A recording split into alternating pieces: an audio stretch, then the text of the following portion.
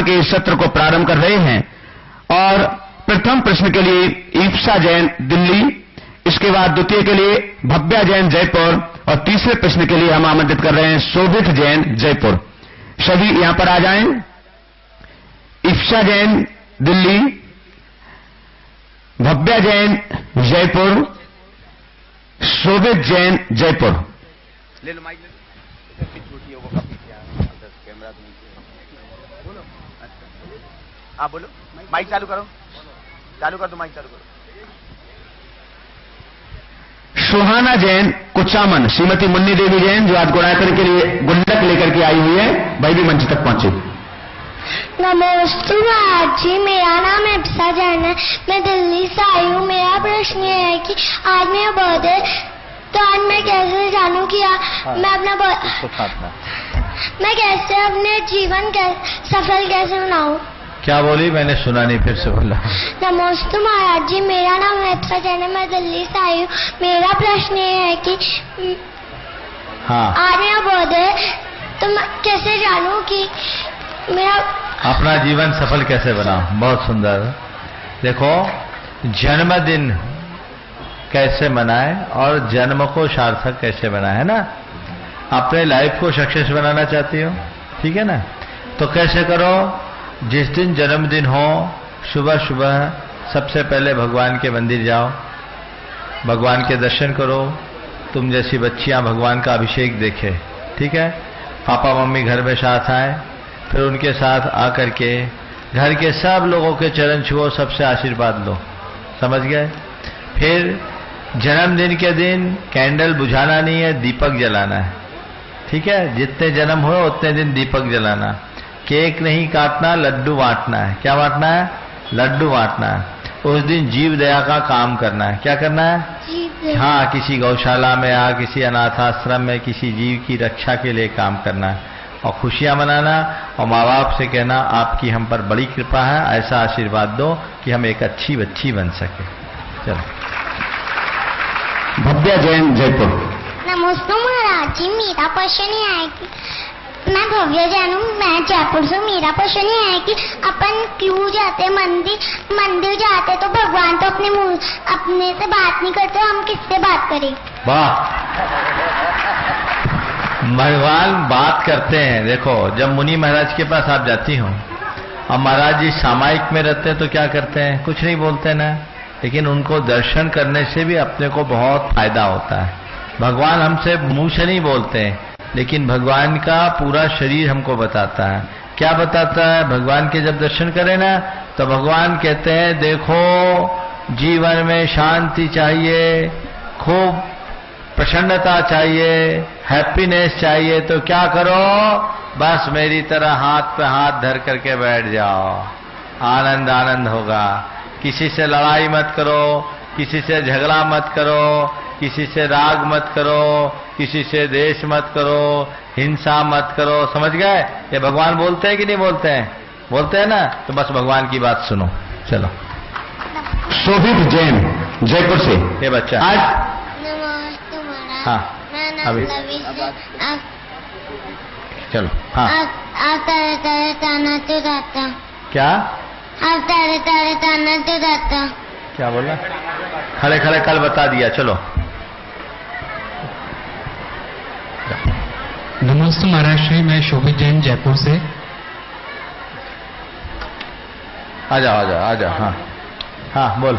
महाराष्ट्र, अभी शंका समाधान के सत्र में आपने मार्गदर्शन दिया था कि होलिका दहन आदि देखने से संकल्प हिंसा का दोष होता है, और इसी दिन महाराष्ट्र हम में से काफी कुछ होलिका दहन के बाद जो अग्नि होती है उसके अवशेष घर ला करके धूप आदि डाल करके और घर की शुद्धि के नाम पे करते हैं, तो कृपया मार्गदर्शन करें महाराष्ट्र की। देखिए, ये जैन धर्म की दृष्टि से सर्वथा अनुचित है और ऐसा नहीं करना चाहिए, क्योंकि वो घटना अगर इतिहास की घटी है तो एक दिन की घटना थी, जिसका अंत होना था वो चला गया।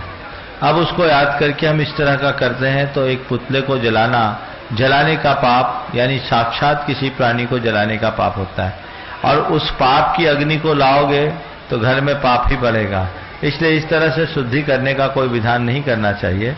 और ये सब क्रियाएं नहीं अपनानी चाहिए। नमस्ते। हाँ। सोहाना जैन कुचामन, श्रीमती मन्नी देवी जैन कुचामन तैयार है? कहाँ है? जी मम्मा मुझे मारती है और डांटती है, मैं क्या करूँ? मम्मा मुझे मारती डांटती है, क्यों मारती है? आप गलती करते हैं तब न डांटती है कि बिना गलती की डांटती है? गलती करती तब डालते हैं ना। हाँ, तो आप गलती नहीं करना। चलो। सोहाना जैन प्रश्न भी पूछ रही हैं और गुणायतन के लिए आज अपनी ओर से गुल्लक भी लेकर के आई हुई है। नमस्ते महाराज जी, मैं गुणायतन के लिए गोलक लाई हूँ। पूछो जल्दी। नमस्ते महाराज जी, मैं कुचामन सिटी से आई हूँ। मेरा प्रश्न ये है कि रात में खाना क्यों नहीं खाना चाहिए? रात में खाने से जीव हिंसा होती है, मच्छर मरते हैं, कीड़े मरते हैं ना, इसलिए नहीं खाना चाहिए। चलो, हो गया। नमस्ते महाराज जी, मेरा प्रश्न है कि जैसे हमने भाव बनाए कि ये राशि हम जैसे रेवासा में देंगे और वो राशि अगर दूसरे मंदिर में लगा दे तो क्या दोष लगता है क्या? भाई, जिस जगह के लिए भाव बनाए वहां की आपने घोषणा कह दी और वो दूसरे को देंगे तो दोष तो लगेगा ही। हाँ, वहां अगर काम नहीं हो रहा, आपने कहीं घोषित किया और वहां आप कोई काम नहीं हो रहा और आप देख रहे हैं कि आपके बोले काफी दिन हो गया, सामने वाला ना कुछ काम कर रहा है ना संपर्क कर रहा है, तो आप उनको पत्र लिखो कि भाई आपके यहाँ पत्र लिखो कि मैंने आपके यहाँ अमुक राशि अमुक मद में बोली थी, लेकिन आपका आज तक कोई कार्य दिखता नहीं है, आप जल्दी कार्य प्रारंभ करें, अन्यथा हम इस राशि को कहीं और भेज देंगे। तो फिर भेजने में कोई दोष नहीं। नमस्ते महाराज, नमस्ते नमस्ते। आगे तैयार रहेंगे विजय कटारिया जी जयपुर, सुरेश कुमार जैन फुलेरा जो आज निर्माण निधि सदस्य बने हुए हैं, चिराग जैन मालखौन, विनय जैन पटियाला, पदम चंद्र छाबड़ा मारौठ, कमर सेन जैन पंजाब पटियाला, सीए शांतिलाल जी गंगवाल जयपुर। जल्दी आइए जल्दी। जिनके नाम लिए हैं कृपया वो सीढ़ियों के पास तैयार रहें, वहां पर नीचे नीचे वहीं रहे, हम क्रम से बुलाएंगे। नमस्ते महाराज जी, हमारी भाषा हिंदी है, संस्कृत है, लेकिन हमारे सारे ग्रंथ, आगम ग्रंथ सारे प्राकृत भाषा में हैं और अभी तक भारतवर्ष में जैसा कि जानकारी मिल रही है बहुत कम श्रावक प्राकृत भाषा को पढ़ पाते हैं, तो आपका दिशा निर्देश दें इस मन से, ताकि हमें आगे क्या करना चाहिए श्रावकों के। देखिए, आज हमारी भाषा हिंदी है, हमारी भाषा हिंदी नहीं, भारत की प्राचीनतम भाषा प्राकृत और संस्कृति है, ये मूल भाषा है। हिंदी आज है, इससे पहले अपभ्रंश था, उससे पहले संस्कृत और उससे पहले प्राकृत चलता था। हमारे आचार्यों ने जनभाषा को ही अपनी अभिव्यक्ति का आधार बनाया और हमारे सारे मूल ग्रंथ प्राकृत भाषा में और संस्कृत भाषा में। हमारा मूल मंत्र प्राकृत में है, नमोकार मंत्र। तो जब तक आप प्राकृत और संस्कृत का ज्ञान रखेंगे तभी अपनी संस्कृति को ठीक ढंग से समझ सकेंगे। इसलिए प्रत्येक व्यक्ति को चाहिए कि प्राकृत और संस्कृत के विषय में कम से कम आधारभूत बातें तो जाने। एक बात बता दूं, एक संस्कृत ऐसी भाषा है जिसका अर्थ कभी बदल नहीं सकता। आज जो अर्थ होगा, आज से 10,000 साल बाद, लाख साल बाद भी वो भाषा वही अर्थ देगी, क्योंकि संस्कृत की भाषा बड़ी अनुशासित भाषा है। बाकी भाषाओं में परिवर्तन होता है देश काल के हिसाब से। हम लोग अपभ्रंश से हिंदी में आए, अब हिंदी भी धीरे धीरे इंग्लिश की तरफ बदलते जा रही है, लेकिन संस्कृत है, इसलिए हमारे सारे मूलभूत ग्रंथ और आज भी जितनी प्रशस्तियां लिखी जाती है वो मुख्य रूप से संस्कृत में ही लिखी जाती है। इसलिए लोगों को चाहिए कि इसके प्रति रुचि लें। कई जगह से डिप्लोमा के कोर्स भी इसके कराए जाते हैं। महावीर जी और आप महावीर जी में प्राकृत विद्या संस्थान है, उससे इसका कराया जाता है। लोगों को प्रेरणा लेना चाहिए और अपने समय का उपयोग करना चाहिए। नमस्ते महाराज। सुरेश कुमार जैन फुलेरा। शीघ्रता चाहिए। आगे तैयार रहेंगे चिराग जैन मालथौन। परम पूज्य 108 आचार्य श्री विद्यासागर जी गुरुदेव, 108 आचार्य मुनि श्री प्रमाण सागर जी गुरुदेव, 108 मुनि श्री विराग सागर जी गुरुदेव के चरणों में मेरा मन वचन काय से बारंबार नमस्तु, बारंबार नमस्तु। प्रश्न पूछने से पहले मैं गुरुदेव से एक विनती करना चाहता हूं कि वे फुलेरा नगर को अपने चरण कमलों की रस से पवित्र करने की कृपा करें। मेरा प्रश्न है गुरुदेव, इस भौतिक युग में ग्रस्त धर्म का पालन करते हुए अपने जीवन को सार्थक बनाने के लिए मनुष्य जन्म का प्रथम एवं अंतिम लक्ष्य क्या होना चाहिए, कृपया मार्गदर्शन करें। देखिए, गृहस्थ जीवन का प्रथम और अंतिम लक्ष्य क्या होना चाहिए, पहले तो ये मैं आपके माध्यम से सबसे बोल देता हूं। अब जितने लोग आए उनको जयमाला नहीं बोलनी है, समझ गई? सीधे सीधे एक बार बिना बोले हाथ जोड़कर नमन कर लो, आपका नमोस्तु मेरे पास तक पहुंच जाएगा। जितनी देर में 3 बार नमोस्तु बोलते उतने देर में तो एक प्रश्न हो जाएगा। तो आज बहुत सारे प्रश्नकार हैं, सबको अवसर मिले इसका ध्यान रखना, और निवेदन मत करना, केवल प्रश्न करना। ये प्रश्न के लिए अवसर है, निवेदन के लिए तो दिन भर हमने आप लोगों को सुनाई है। चलिए, आपने पूछा है गृहस्थ जीवन में रहते हुए ऐसा कौन सा प्रथम और अंतिम लक्ष्य रखे जिससे मानव जीवन को सफल बनाए। पहला लक्ष्य सम्यक दर्शन का होना चाहिए और अंतिम लक्ष्य समाधि मरण का होना चाहिए। गृहस्थ जीवन में सम्यक्त को प्राप्त करो, सच्चे देव शास्त्र गुरु के प्रति दृढ़ श्रद्धानी बनो, गहित मिथ्यात्व के त्यागी बनो और अपने गृहस्थोचित कर्तव्यों का पालन करते हुए आगे बढ़ते हुए धीरे से फिर अंत में समाधि मरण का लक्ष्य रखो जिससे भाव का उद्धार हो सके। आगे चिराग जैन मालतोन। गुरुवर के चरणों में नमोस्तु। महाराज जी, मेरा नाम चिराग जैन है, मालथोन ज्ञानोदय सेवा संघ से आया हूँ। मेरा प्रश्न ये है महाराज जी कि किसी गांव में मतलब मंदिर और स्कूल दोनों चीज ना हो तो आप उसको पहले मतलब किस चीज को खोलना चाहिए? जिस गांव में मंदिर और स्कूल दोनों नहीं है उसमें किसे पहले खोलना चाहिए? तुमने बड़ा विचित्र प्रश्न पूछा है। मेरे से पूछोगे तो मैं ये कहूंगा कि अगर संभव हो तो दोनों चीजें साथ साथ खोलना चाहिए, लेकिन सवाल है दो में से किसी एक को चुने तो किसको चुने। मैं तुम्हारे प्रश्न का उत्तर थोड़ा दूसरे तरीके से दे रहा हूं।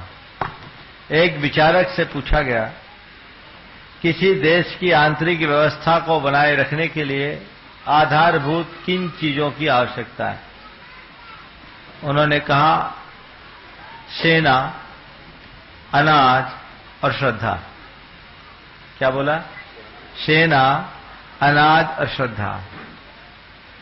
दूसरा प्रश्न पूछा इसमें से किसी एक के भी का अभाव हो तो किसके काम चल सकता है? बोला सेना के बिना काम चल सकता है, अनाज और श्रद्धा से देश का काम चल सकता है। और यदि दो का अभाव हो तो उन्होंने कहा सेना और अनाज के बिना देश का काम चल सकता है पर श्रद्धा के बिना देश का काम नहीं चल सकता। तो अगर भगवान का मंदिर होगा, लोगों की सद्बुद्धि होगी, तब उसको स्कूल भी काम में आएगा, और अगर मंदिर ही नहीं, श्रद्धा ही नहीं, तो स्कूल क्या काम का? पर महाराज जी जैसे कि अगर मतलब पहले मंदिर स्कूल नहीं खुला है और मंदिर में बहुत सारे रूल्स एंड रेगुलेशन होते हैं तो वो मतलब उसको इंसान को समझ नहीं बैठती कि फिर वो किस तरीके से करेगा। मैं तो बोल रहा हूँ स्कूल और मंदिर दोनों एक प्रकार का शिक्षालय है। मंदिर से हमें अध्यात्म की शिक्षा मिलती है और स्कूल से लौकिक। कमर सेन जैन पंजाब पटियाला। आगे तैयार रहेंगे विनय जैन पटियाला, राजेश लोहारिया सीकर, अनूप पाटनी मारोट, पदमचंद छाबड़ा मारोट। कंवर सेन जैन और दिगंबर जैन समाज पटियाला की ओर से त्रिबार नमोस्तु करते हुए, महाराज श्री आपकी देशना है कि जिद्दी नहीं जिंदा दिल बनो, इसका क्या अर्थ है? देखो, जिद्दी नहीं जिंदा दिल बनो का मतलब ये है, जिद्दी का मतलब तो आप लोग समझते हैं जिद्दी किसको बोलते हैं? जो बहुत रद्दी होता है वो जिद्दी होता है। जो अपनी बात पर अड़ जाए, कहीं से कोई कॉम्प्रोमाइज नहीं करे, कोई एडजस्टमेंट नहीं, जो कह दिया सो कह दिया। और ये बीमारी आप जैसे लोगों की उम्र में ज्यादा हो जाती है।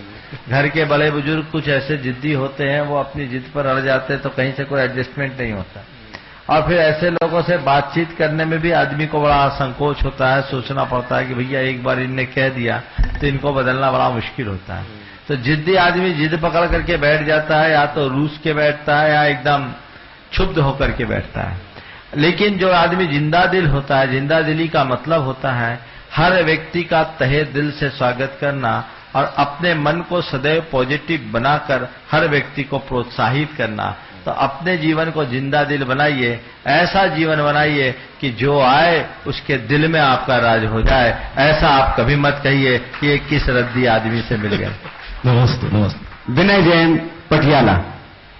बंधु मेलबोर्न ऑस्ट्रेलिया में रहते हैं और वहां भी महाराज श्री के शंका समाधान के वहां होता कि नहीं?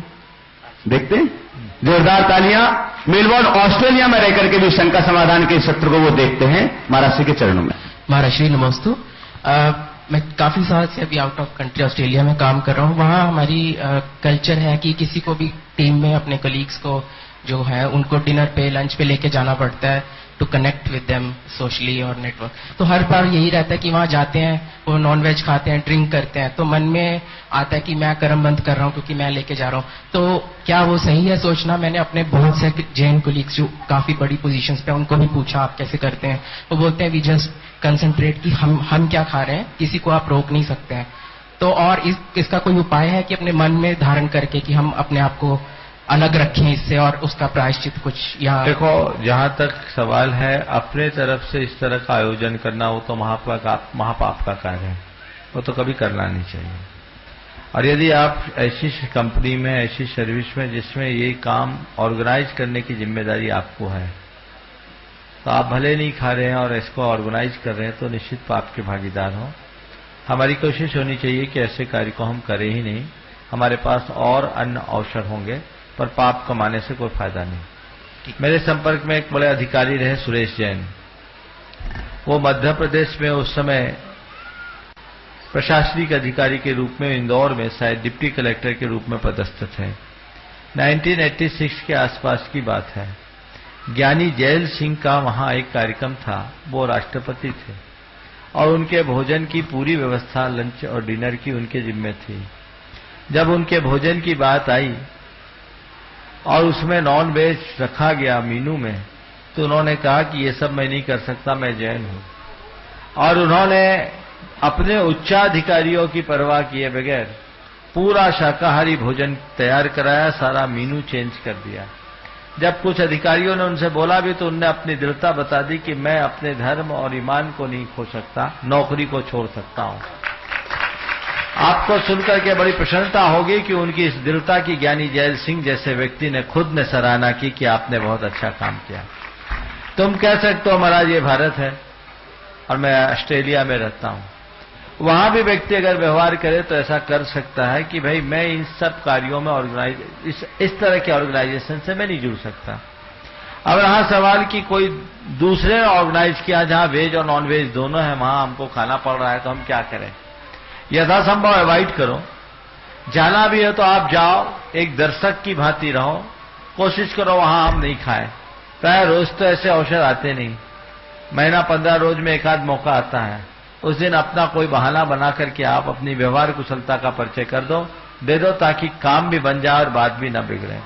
एकदम स्ट्रेट फॉरवर्ड जवाब देना भी ठीक नहीं है। इसमें व्यक्ति को बहुत समझदारी से काम लेना चाहिए, क्योंकि देशकाल की परिस्थितियों के अनुरूप जो व्यक्ति चलता है वही जीवन में सफल हो पाता है। इसलिए इसको देख के महाराज जी, अभी तक यही सोचता था कि आप धर्म की रक्षा करो, धर्म आपकी रक्षा करता है, लेकिन प्रैक्टिकली अभी हर दूसरे दिन कोई पार्टी तो ऐसे करके देख लिया, लेकिन कहीं आप फील करते थोड़ा संघर्ष करना पड़ेगा, काफी करना, लेकिन अंत अच्छा है।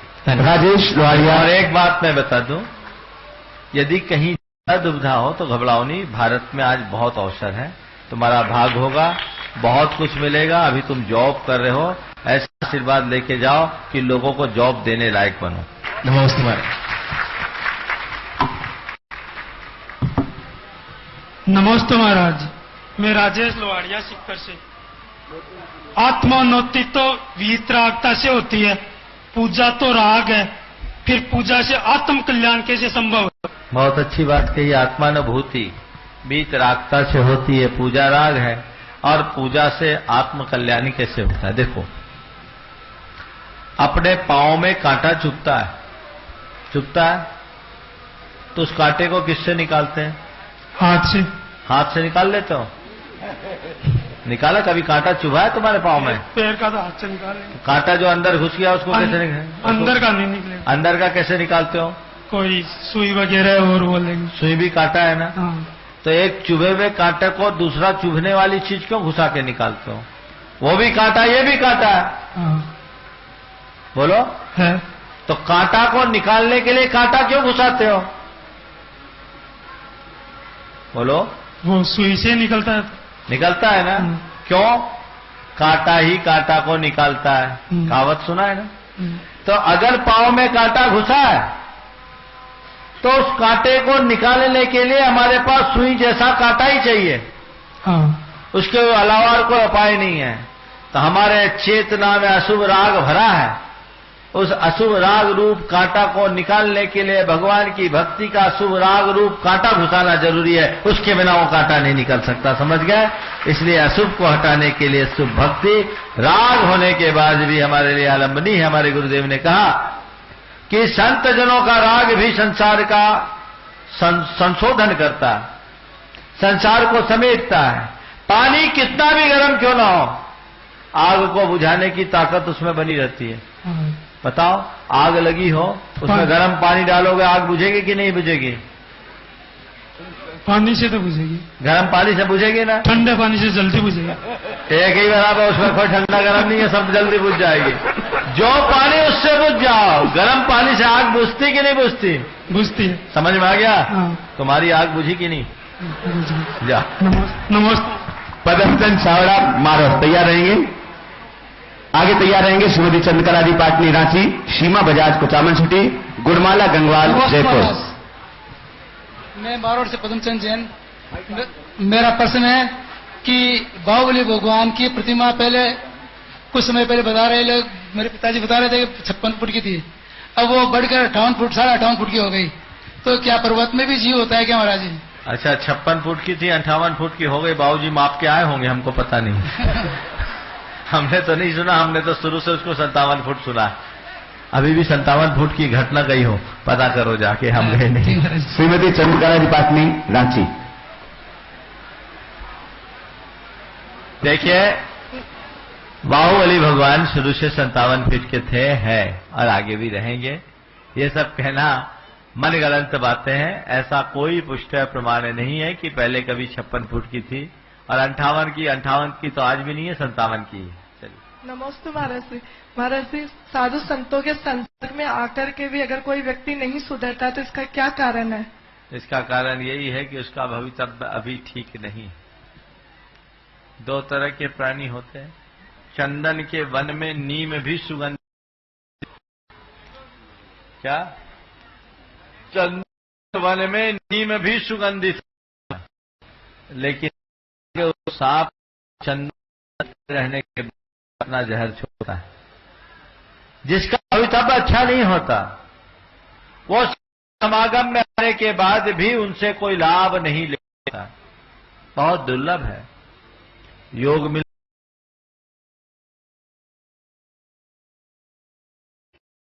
जीवन सदाबहार प्रसन्न रहने का क्या तरीका है?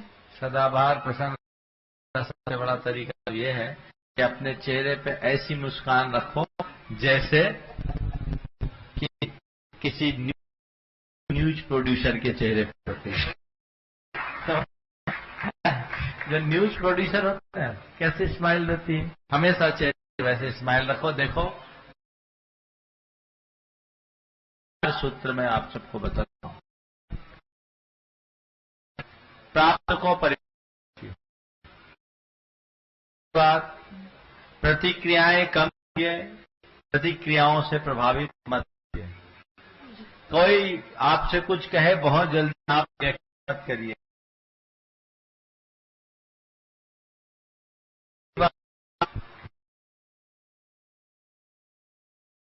बात सदैव सकारात्मक सोचिए, मन हमेशा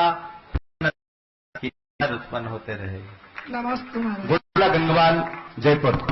आ जाए विजय कटारिया, पहुंचने आ जाओ।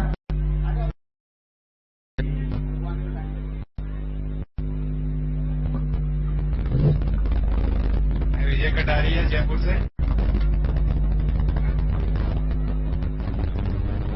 बोलो महाराज जी, सुबह सुबह जब मंदिर में भगवान जी का अभिषेक करते हैं तो उस पर छत्र को लोग क्यों हिलाते हैं? देखो, छत्र एक प्रतिहार है। मैंने भी कई जगह देखा, लोग अभिषेक करने जा रहे छत्र हिलाते हैं। ये नहीं हिलाना चाहिए। छत्र का हिलना, छत्र का भंग होना अच्छा नहीं माना जाता। स्वाभाविक रूप से छत्र अपने आप घूमे, वो एक अलग बात है, पर हम उनको भुलाए क्यों? ये किस राग से प्रेरित होकर के करते हैं मुझे समझ में नहीं आता। ये केवल रूढ़ी जैसी है, वैसा नहीं करना चाहिए। बल्कि अगर छत्र के हिलाने में कहीं से छत्र टूटकर अलग हो जाए तो निमित्त शास्त्रों में ऐसा बताया कि छत्र का अचानक भंग हो जाना राजा के मरण का द्योतक है। यह निमित्त शास्त्र के अनुसार तो ऐसा छत्र घुमाने की क्रिया बंद कर देनी चाहिए। नमस्ते। गुणमाला खंडवाल, जयपुर।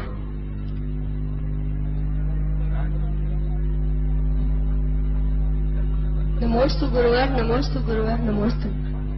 हे महाराज, जैसे पूजा पाठ का नियम होता है तो सफर में जाए तो कैसे करें? ऐसा सफर करो कि पूजा पाठ भी हो जाए और सफर भी हो जाए। और कैसे करना है हमारे बाबा जी से सुनो। हमारे बाबा जी ने सन 2010 में 11 दिन में 9,500 किलोमीटर की यात्रा की। इनका स्टेमिना देखो।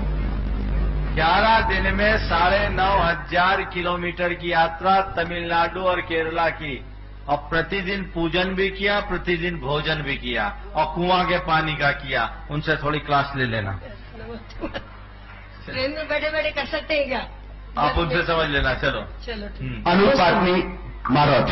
तैयार रहेंगे। उषा जैन, विवेक विहार, जयपुर। जेके जैन, जयपुर।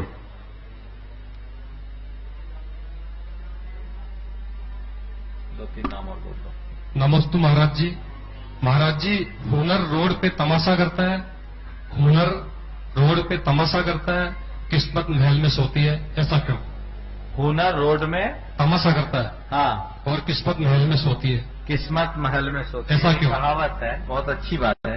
देखो, जीवन की कामयाबी में हुनर और किस्मत दोनों चाहिए, पर किसी मनुष्य के पास कितना भी हुनर हो, किस्मत की बैकिंग ना हो तो सफल नहीं हो। इंजन कितना भी सशक्त हो, पटरी का सपोर्ट ना हो तो इंजन चल नहीं सकता। ये दोनों चीजें एक दूसरे के साथ जुड़ी है। इसलिए केवल अपने हुनर पर भरोसा नहीं करना चाहिए, किस्मत का भी प्रयोग करना चाहिए। लेकिन एक बात बताऊं, केवल किस्मत के भरोसे भी नहीं सोना चाहिए, अपने भीतर के हुनर को जगाना चाहिए। किस्मत तुम्हें रोटी की थाल दे सकती है, पर रोटी को चबाने का हुनर तो तुम्हें सीखना ही पड़ेगा, उसके बिना काम नहीं हो सकता। इसलिए दोनों चीजें एक दूसरे के साथ जुड़ी हुई है। देखने में आता है कि किस्मत वाले लोग महलों में सोते हैं और हुनर के लोग सड़क पर लौटते हैं, लेकिन ये भी हमें थोड़ा बारीकी से देखना चाहिए। किस्मत वाले महलों पर सोते हैं या राज करते हैं, वो केवल किस्मत के भरोसे बैठने पर नहीं होता, नहीं तो एक दिन उनका दिवाला पीटता है। किस्मत वाले जब अपने किस्मत को सार्थक दिशा देते हैं तब सच्चा लाभ ले पाते हैं। नहीं तो कोई को बड़ा राज्य मिलना हो, वो छोटे से रियासत में ही सिमट जाता है। अनूप पाटनी, मारौठ।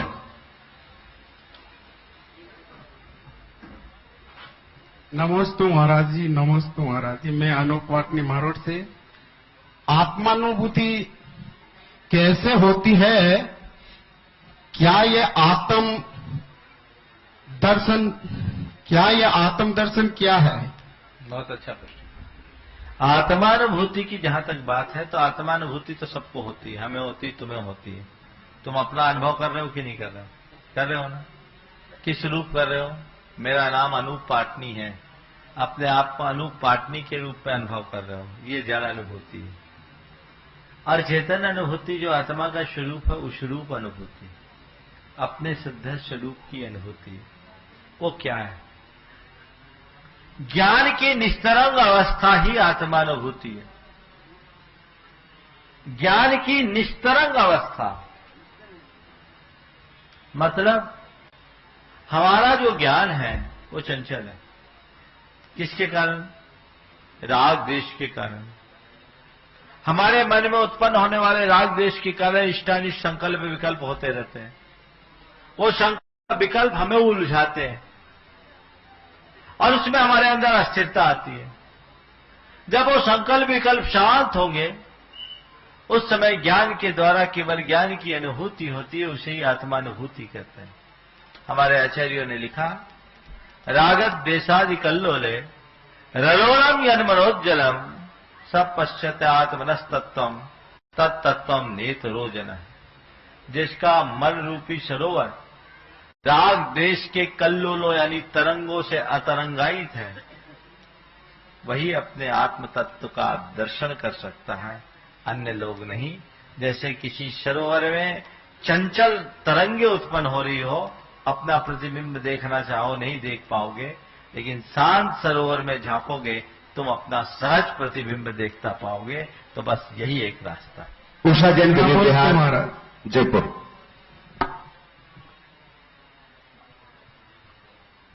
नमस्ते महाराज जी, मेरे परिवार विवेका जयपुर की तरफ से बारंबार नमस्ते। महाराज जी, हर दिन आपकी शंका समाधान सुनने से कई शंकाओं का तो समाधान हो जाता है, लेकिन फिर भी हर दिन एक नई शंका मन में उपजती है। तो जैसे मोदी जी ने मन की बात चालू करी, जैसे ऐसा कुछ नहीं हो सकता क्या कि भगवान तक तो मेरी बात नहीं पहुंचे, लेकिन आप तो ऑनलाइन क्वेश्चन भेजते हैं तो महाराज जी समाधान नहीं हो पाता है। तो ऐसा कुछ हो कि आपके पास हमारी शंकाएं पहुंचे और हर दिन की शंका का समाधान हो जाए। कई शंकाएं महाराज। ऐसा है, ऐसा कुछ कर लो कि तुम्हारा सीधे भगवान से कनेक्शन हो जाए। वो तो है, करना है, लेकिन शंकाएं खत्म हो जाएगी। अगर कनेक्शन नहीं करना है तो मुझे क्यों कर रहे हो, सिमंदर स्वामी से कर लो। महाराज जी वो सुनते नहीं है ना, वो सुनते नहीं है ना। सुनेंगे, कनेक्शन जोड़ोगे तो सुनोगे, अपना अंतरंग से जोड़ लगा होगा।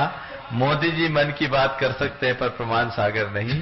वो जो कह रहे हैं दूसरों की शंका में ही अपनी शंका समझा करो। नहीं तो महाराज जी भगवान तक तो नहीं पहुंच सकते, लेकिन आप तक तो पहुंचेगी ना। चलो आज का क्वेश्चन तो कर लो।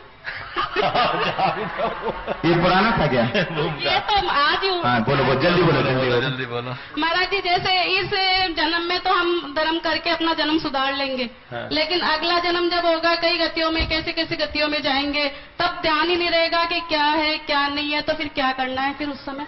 देखो, बहुत अच्छी बात कही आपने, बहुत अच्छी बात कही। देखो, एक बच्चा जो साल भर पढ़ाई करता है, एग्जाम के बाद वो एकदम निष्फिक्र रहता है। उसे पता रहता है कि मैं इसमें डिस्टिंक्शन में आऊंगा और मेरा एडमिशन टॉप की यूनिवर्सिटी में होगा, मुझे कुछ सोचना ही नहीं।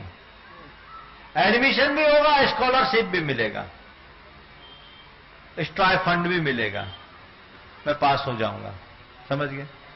इसी तरह आप लोग इंश्योरेंस कराते हो ना? इंश्योरेंस क्यों कराते हैं? बीमा विभाग वाले क्या करते हैं?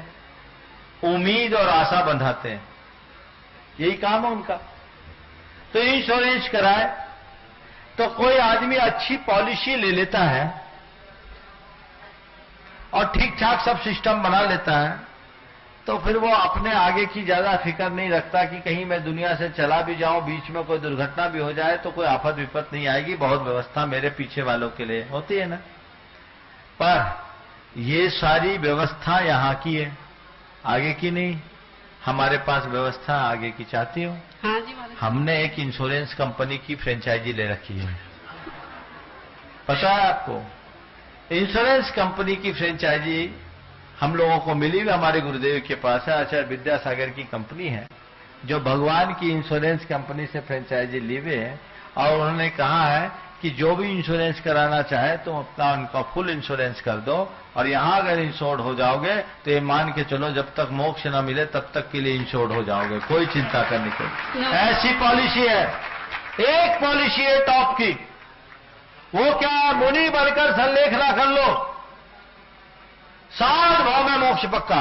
तो मुनि महाराज इस सुनो, में तो नहीं अभी बता रहा हूं, दूसरी पॉलिसी भी है, बहुत सारी पॉलिसी है। मुनि बनकर संलेख ना करो, 3रे भाव में मोक्ष, ज्यादा से ज्यादा 7 भाव में मोक्ष पक्का। ये पॉलिसी कभी फेल नहीं होगी। और नहीं है तो श्रावक बनकर के व्रती बनो और संलेख ना कर लो, तो बीच में थोड़ा अटकोगे, फिर तुम भी 3रे या 7वें भाव में मोक्ष चले जाओगे। सम्यक दर्शन को प्राप्त करो, समाधि मरण धारण कर लो, तो भी तुम मोक्ष को प्राप्त कर सकते हो। लेकिन बिना समाधि मरण के जाओ तो सम्यक दृष्टि भी अर्धपुद्गल परावर्तन काल तक भटक सकता है। तो एक ही सॉलिड पॉलिसी है, वो है सम्यक्त्व सहित संलेखना। समझ गई? इसे अपनाओ, अंगीकार करो, निष्फिक्र हो जाओ, फिर संसार का कभी विस्तार नहीं होगा। नमस्ते महाराज। आगे तैयार रहेंगे श्रीमती रितु रानी जैन जबलपुर, सुरेश विनायका मारौत, नीतू गंगवार सावर लेक, सुरेश झा बिहार मधुबनी। पूछो कहाँ गए? कौन है? ऑनलाइन है, हमसे तो पूछ रहे थे। एक पारस चैनल का कैमरामैन है और अभी तो कह रहे थे कि हम यही पूछ लेंगे। रोज आप लोगों की शूटिंग करता है, हम सोचे कि आज वो अपने कैमरे से अपनी शूटिंग करेगा। कैसे पूछेगा? कोई बात नहीं है, अभी ये थोड़ी सी प्रक्रिया में। पूछो पूछो, हाँ पूछो। इसलिए ऑनलाइन ही उनका प्रश्न हम पूछ रहे हैं, हालांकि वो सामने है। महाराज श्री नमोस्तु, मेरा प्रश्न यह है कि मैं सपनों में कभी कभी देखता हूं कि मैं राजा बन जाता हूं, मेरे पास बहुत पैसे होते हैं, और जब नींद से उठता हूं तो देखता हूं कि यह सपना था। तो क्या मैं कभी पैसे वाला बन सकता हूं? और मैं बहुत अच्छे अच्छे कार्य करना चाहता हूं जिससे देश का नाम ऊंचा हो। देखो, तुमने कहा है कि मैं सपनों में राजा बनता हूं, उठता हूं तो लगता है कि मैं क्या हूं। सच्चे अर्थों में मैं तुम्हें बोलूं, तुम राजा बनने का सपना देखते हो, पर यथार्थ तो यह है कि जो राजा है वो भी एक सपना है, राज है वो भी एक सपना है। अंतर केवल इतना है, एक खुले आंख का सपना है, एक बंद आंख का सपना है। एक प्रसंग याद आ गया। राजा भोज अपने महल में सो रहे थे अपनी शैया पर, और वो कवि थे संस्कृत के। उन्होंने सोचा कि मैं अपनी सारी संपत्ति को एक बसंत तिल का छंद में निबद्ध करूं, एक छंद में पूरी, एक कविता में पूरी संपत्ति को कैसे लिखूं।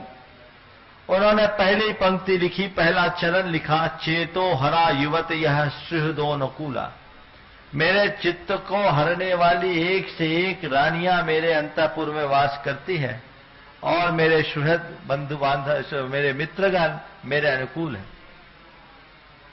दूसरी लाइन लिखी, सद बांधवा प्रणय गर्भ गिराश्च भत्ता। मेरे जितने बंधु बांधव हैं वो बड़े अच्छे हैं, और मेरे नौकर चाकर भी प्रेम रूपी वाणी से भरे रहते हैं। तीसरी लाइन लिखी, वलगंति दंत निभा तरलास तरंगा। मेरे यहां हजारों हाथी गरजते हैं और घोड़े हिनहिनाते हैं। हाथी घोड़े खूब है। अब 3 चरण हो गया, चौथे चरण में क्या लिखे जिससे ये छंद पूरा हो। चेतो हरा युवत यह सुहृदोनुकूला, सद बांधवा प्रणय गर्भ गिरश्च भृत्या, बलगंत दंत निभास तरलास तरंगा। अब क्या करे? संयोग से राजा भोज के यहां एक चोर घुसा हुआ था। अब वो चोर उनके पलंग के नीचे था। अब सवाल ये मत करना कि चोर उसके पलंग के नीचे कैसे घुस गया। अब घुसा हो या नहीं घुसा मुझे नहीं पता, पर कहानी में तो घुसा था। अब चोर घुसा। अब चोर वो भी कवि था, यथा राजा तथा प्रजा।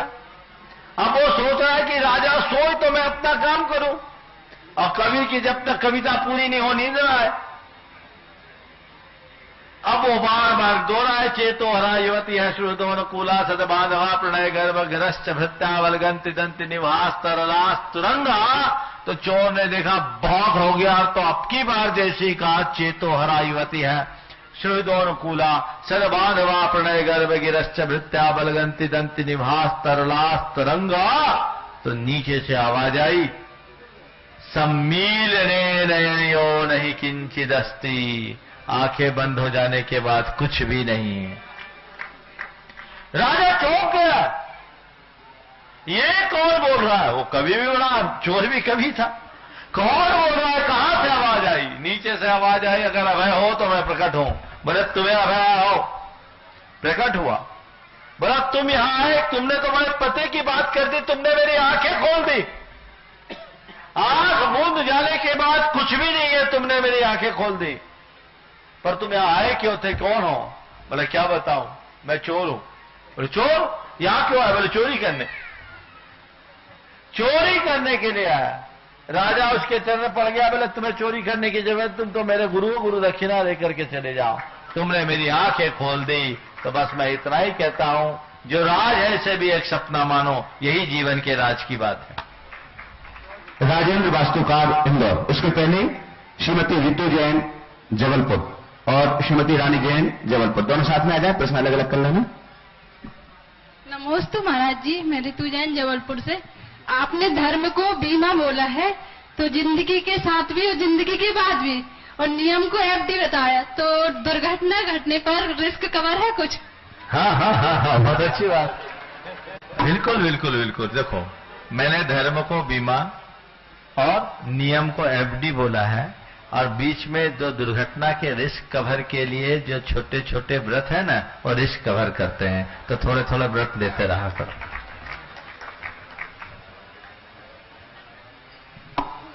नमोस्तु महाराज जी, मैं श्रीमती रानू जैन शैपरा भिटोनी से। मेरा प्रश्न महाराज जी ये है कि भारत देश भाषाओं में भिन्नता रखता है। कई भाषाएं हमारे देश में बोली जाती हैं और कही जाती हैं, फिर भी एक भाषा सिर्फ इंग्लिश के कारण आज भी बच्चे जो करना चाहते हैं वो नहीं कर पाते, डिमोटिवेट हो जाते कि उनको इंग्लिश नहीं आती और वो नहीं बोल पाते हैं। और कई जगह ऐसा होता है कि इतने अच्छे स्कूल्स भी नहीं होते हैं कि वहां जाके वो एजुकेशन ले। तो ऐसे बच्चों के साथ उनको मोटिवेट करने के लिए क्या उनको प्रोत्साहन करना चाहिए? अगर वो पढ़ाई में नहीं है तो उनको अदर एक्टिविटीज में करने के लिए कैसे मोटिवेट करना चाहिए? देखिए, सबसे बड़ी बात तो ये भारत का दुर्भाग्य है कि अंग्रेज चले गए, पर अंग्रेजियत आज भी थोप के गए।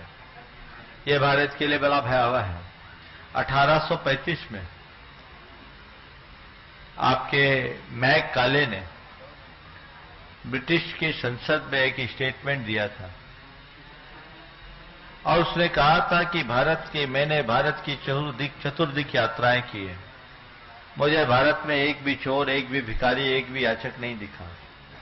यहाँ की जो सबसे बड़ी संपत्ति है वो ये इनकी आध्यात्मिकता है, और भारत के लोगों के लिए हमारा राज कर पाना बड़ा मुश्किल है। इनके ऊपर हम तभी राज कर सकते हैं जब हम इनकी बैकबोन, इनकी जो रीढ़ है, वो इनकी आध्यात्मिकता है, उसे नष्ट करें, जो कि शिक्षा के बल पर ही हो सकता है। हम चाहते हैं उनकी पूरी शिक्षा प्रणाली को बदल दिया जाए और उनके दिल दिमाग में यह भर दिया जाए कि जो भी अंग्रेजी है वही सही है, तब हम इन पर न केवल राज कर पाएंगे अपितु इन्हें चाहे जैसा बना पाएंगे। मैक काले के इस प्रस्ताव को उस समय स्वीकार किया गया और मैक काले की शिक्षा नीति भारत पर थोप गई। अंग्रेजों के जाने के बाद आज भी वो चल रही है, और यह भारत को एक प्रकार से गुलाम मानसिकता का शिकार बनाता रहा है। तो भारत को इस तरह की गुलामी जो मिल रही है, ये बड़ी विचित्र है, ये हम लोगों के लिए सोचनी है। तो इसके लिए भी हमारे गुरुदेव का बहुत ध्यान गया, और उन्होंने कहा देखो ये कैसी विडंबना है, नाम का भी अनुवाद कर दिया, भारत को इंडिया बना दिया, और भारत के कर्णधारों ने बिना सोचे समझे हमारे भारत की मुद्रा में भी इंडिया अंकित कर दिया, सिक्कों में भी इंडिया अंकित कर दिया। ये अंग्रेजों का अंधानुकरण है, हमारे दिमाग के खोखलेपन की अभिव्यक्ति है। वेद प्रताप वैदिक, डॉक्टर वेद प्रताप वैदिक, जो अनेक भाषाविद होने के बाद भी अपना इसी संदर्भ में एक शोध प्रबंध हिंदी में लिखा, और उसे जब हिंदी में पढ़ने की बात आई तो अनेक प्रकार का विवाद हुआ, पर वो दिल रहे और फिर संसद में उसके लिए कानून बनाया गया। वे एक बहुत बड़े राजनयिक और शिक्षाविद हैं। उन्होंने इस बात को लिखा कि हम अपनी भाषा में जितनी अच्छी तरीके से सीख सकते हैं उतनी विदेशी भाषाओं में नहीं। आज भी चीन, जर्मनी, जापान जैसे देश, फ्रांस जैसे देश अपनी भाषा के बदौलत ही आगे बढ़े हैं। उनकी एक कृति है, अंग्रेजी हटाओ स्वभाषा लाओ। उसे जन जन तक पहुंचाना चाहिए, लोगों को पढ़ना चाहिए, उससे आपको पता लगेगा कि हम कितने पिछड़ रहे हैं। तो मैं तो ये कहता हूं, हमें अपनी भाषा में ही सब कुछ विकसित करना चाहिए, क्योंकि किसी भी विषय को याद करने के लिए जो हमारी मातृभाषा है वह सबसे ज्यादा उपयोगी होती है, क्योंकि उसी में हमारा चिंतन होता है। और जब हम अपनी मातृभाषा से भिन्न भाषा का प्रयोग करते हैं तो वो हमारे लिए, हमारे दिमाग पर एक बोझ बन जाता है। उसे याद करने के लिए बहुत परिश्रम करना पड़ता है। पर ये 50-60 सालों में इतना रचपच गए। हम लोग जब पढ़ते थे तब तक तो फिर भी हिंदी माध्यम का प्रभाव चलता था और लोग हिंदी माध्यम में दाखिल होते थे, अंग्रेजी माध्यम के विद्यालय कम हुआ करते थे। अब आज तो ये हाल हो गया कि हिंदी माध्यम के विद्यालयों में बच्चे ही नहीं दिखते। भले घर वाला ठीक से हिंदी बोलना भी नहीं जानता, पर एक रिक्शा वाला भी अपने बच्चों को इंग्लिश मीडियम में पढ़ाना चाहता है। ये विडंबना है। हमारे गुरुदेव ने इसको लेकर के एक दिशा समाज को दी है। सबको चाहिए कि हम स्वभाषा को स्थापित करने का अभियान शुरू करें, तो भाषा कहीं बाधक नहीं बनती। माध्यम की क्या जरूरत है? अंग्रेजी की शिक्षा एक सहायक भाषा के रूप में ली जाए तो उसका मैं विरोध नहीं करता, पर अंग्रेजी माध्यम कतई नहीं होना चाहिए। राजेंद्र वास्तुकार, इंदौर। गुरुदेव के चरणों में बारंबार नमस्ते। गुरुदेव, आज इस पंचम काल में पापाचार, अनाचार, दुराचार इतना बढ़ा हुआ, फिर भी साधु अपनी इतनी बढ़िया चर्या को करता है, फिर भी कुछ लोग साधुओं को नहीं मान पा रहे। ये उनका पाप कर्म का उदय है या काल का दुष्प्रभाव है? इसके साथ आधा प्रश्न और है कि इस पापाचार, दुराचार पंचम काल में श्रावक ऐसा कौन सा क्रमबद्ध तरीके से श्रेष्ठतम पुण्य करे जिससे इसका इस काल में जन्म ना हो? ये तो सामने वाले का अपना भवितव्य है। भगवान ऋषभदेव को भी मारीच नहीं मानता था, तो उसके लिए साधु क्या करेगा? जब उसका पुण्य जगेगा तब होगा। और दूसरी बात, क्रमबद्ध क्या कार्य करे तो दान, पूजा, शील और उपवास, ये 4 कर्म है। इन 4 कर्मों को अपनाएंगे तभी काम होगा। हाँ बोला। हाँ। आज हमारे बीच जिनवाणी चैनल के चेयरमैन नीरज जैन आगरा से हैं।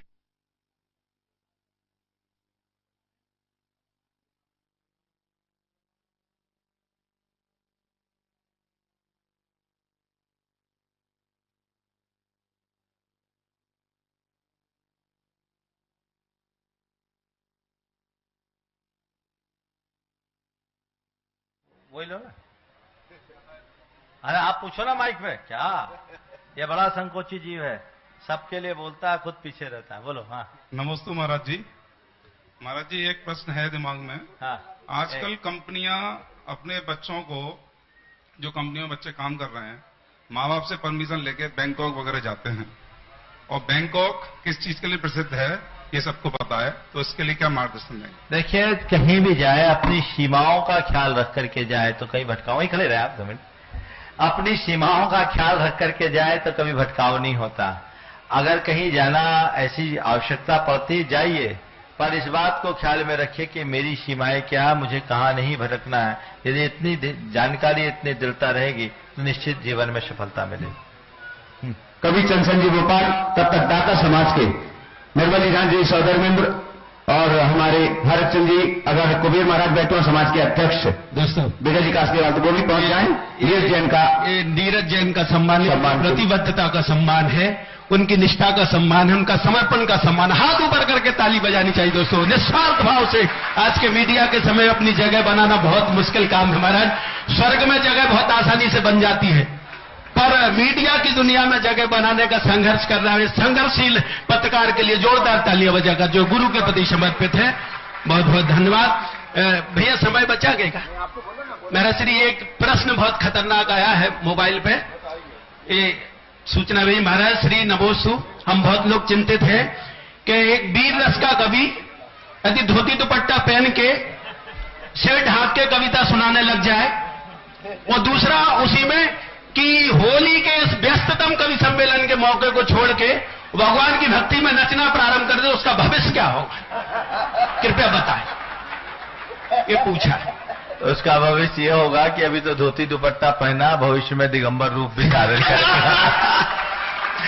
भगवान, ये तो बहुत अच्छा हमारा श्री, ऐसे दिन शायद कभी आएंगे।